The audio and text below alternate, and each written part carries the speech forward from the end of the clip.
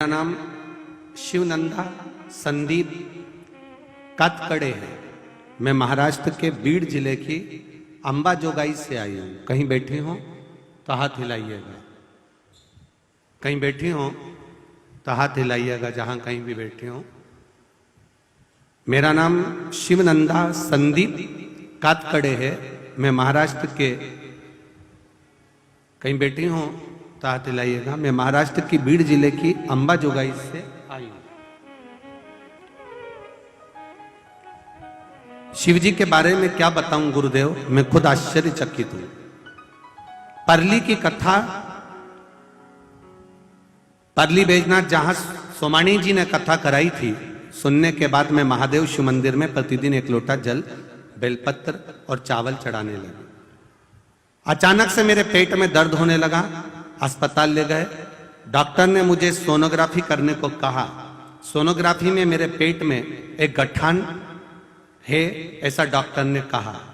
हमने दूसरी जगह फिर जांच कराई, फिर डॉक्टर ने कहा कि इनके पेट में गठान है, 1 महीने के अंदर इसका ऑपरेशन करना जरूरी है क्योंकि गठान बड़ी है। गुरुदेव, ऑपरेशन कराकर गठान की जांच होने जाना थी। 1 महीने का समय डॉक्टर ने दिया था ऑपरेशन का। मैं भी आ गई दवाई लेकर, शिव जी को जल चढ़ाती, लोटा भर पानी चढ़ाकर उस जल को थोड़ा सा पी लेती, एक बेलपत्र खा लेती। 1 महीना की हमने प्रतीक्षा नहीं करी। 20 दिन के बाद हमने वापिस बड़े हॉस्पिटल में जाकर सीटी स्कैन किया, और सीटी स्कैन कराकर जब हम डॉक्टर को दिखाए तो डॉक्टर ने कह दिया, अचंभे की बात है, ऐसा चमत्कार दुनिया में कभी नहीं हो सकता। तुम्हारी पेट में जो गठान थी वो बहुत बड़ी थी, पर अब वो गठान नहीं बची है। ये शिव तत्व है, भगवान शंकर की कृपा से वो गठान गल चुकी है। ये शंकर, ये ओखड़ी है।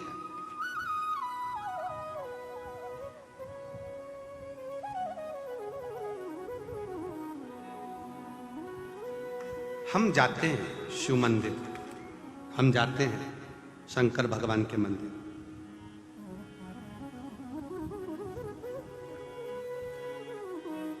मना नहीं, हम शिव जी के मंदिर जाते हैं, हम शंकर के मंदिर जाते हैं। और ऐसे आप नहीं हो कि नहीं जाओगे, जाओगे, पर केवल एक निवेदन, शिव के मंदिर जाओ, दिल से जाओ। शंकर की चौखट पर जाओ, मेरे महादेव की दिल से जाओ। पर निवेदन केवल इतना, जिस समय आप शिव के मंदिर में रहें, शंकर के करीब में रहें, जितने समय शिव महापुराण में रहें, उतने समय आप शंकर के बनकर रहें तो शंकर संभाल लेगा। फिर कोई आसक्ति नहीं रहना चाहिए। हम यहां तक कथा में कहते हैं, आप कथा सुनने आओ तो सोने के जेवर घर छोड़कर आओ, चांदी के जेवर घर छोड़कर आओ, पर्स मोबाइल घर छोड़कर आओ। आप तो कथा सुनने के लिए आए हो, शंकर के बनने आए हो। फिर आपको आसक्ति नहीं होना, छोड़ दो, घर पर छोड़ो, वापिस जाके पहन लो। सोने के आभूषण, सोने के जेवर, चांदी के जेवर आप अपने घर पर पहने।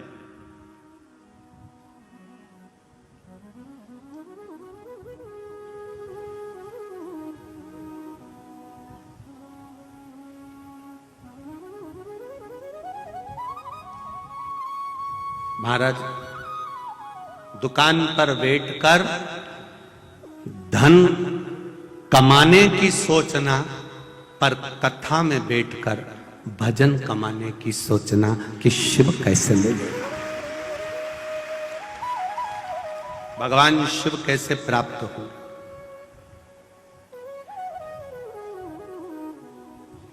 बहुत कृपा करी है मेरे महादेव ने, ये जो 2 डिपार्टमेंट अच्छे दिए हैं,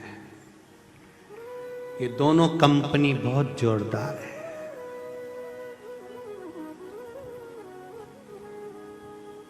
बड़ी कृपा से मिली है। कई लोग इसका भी पूछे। एक बार हैदराबाद हम कथा करने जा रहे थे, शमशेरगंज गौशाला में कथा थी।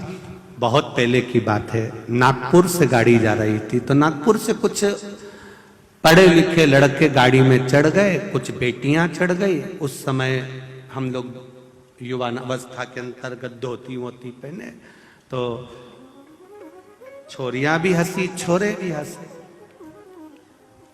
उन्होंने कह दिया, कहां जा रहे हो? हमने कहा हम हैदराबाद जा रहे हैं। अच्छा, क्यों जा रहे हो? कथा है। अच्छा, आप कथा करते हो? हमने कहा आप कथा करते हो? हमने कहा हाँ। फिर छोरों ने पूछा आप कथा करते हो? हमने कहा ना।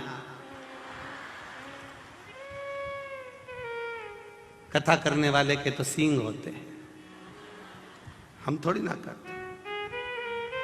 आप कथा करते हो? हमारा एक प्रश्न है, उत्तर दे दोगे क्या? हमने कहा बोलो क्या बात है।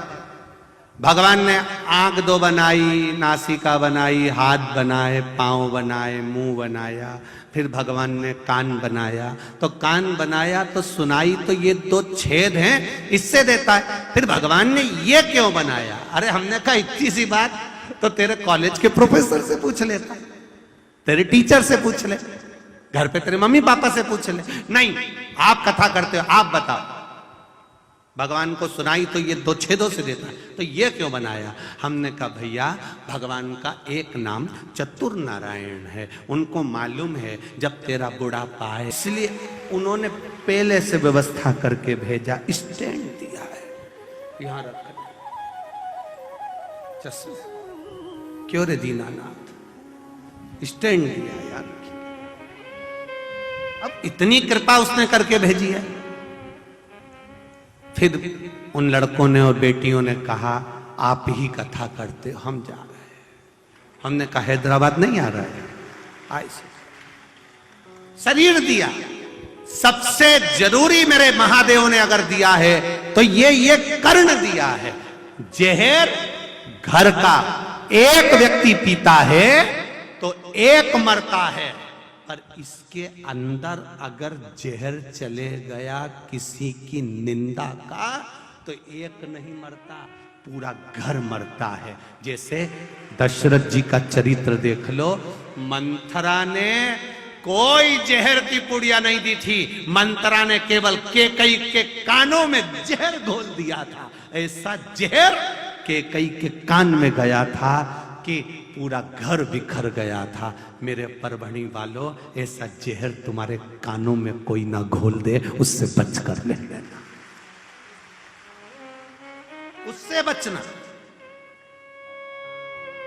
कोई आया बहू के लिए कुछ कह गया, कोई आया सास के लिए कुछ कह गया, कोई आया पति के लिए कह गया, कोई आया देवर के लिए कह गया, मायके गई तो वहां कह दिया तू अकेली क्यों लगी रहती है, तेरे घर में देवरानी है, वो भी तो काम कर लेती है, तू काहे को लगी रहती है। ये जहर घोला जा रहा।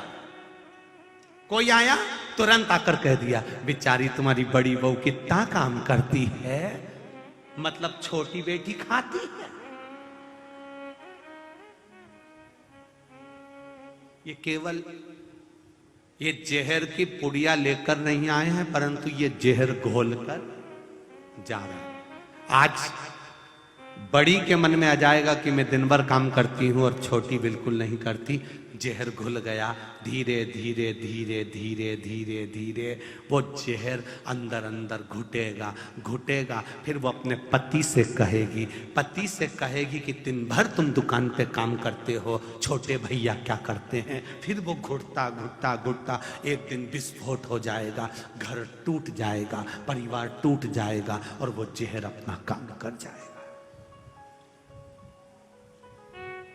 जहर अपना काम करेगा। बचिए।